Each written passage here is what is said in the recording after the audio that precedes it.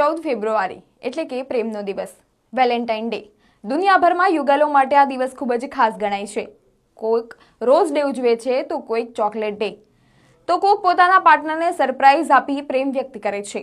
પરંતુ શું તમે જાણો છો કે દુનિયામાં કેટલાક એવા દેશ પણ છે જ્યાં વેલેન્ટાઇન ડે ઉજવવો ગુનો માનવામાં આવે છે? સાઉદી અરેબિયામાં વેલેન્ટાઇન ડે પર સંપૂર્ણ પ્રતિબંધ છે. અહીં ગુલાબ, ટેડી બિયર અને ગિફ્ટ્સનું વેચાણ પણ ગેરકાયદેસર માનવામાં આવે છે. ઉઝબેકિસ્તાનમાં 14 ફેબ્રુઆરીએ મુઘલ સામ્રાજ્યના સ્થાપક બાબરનો જન્મદિવસ ઉજવાય છે, તેથી સરકારે વેલેન્ટાઇન ડેની ઉજવણી પર રોક લગાવી છે. મલેશિયામાં સ્થિતિ વધુ કડક છે.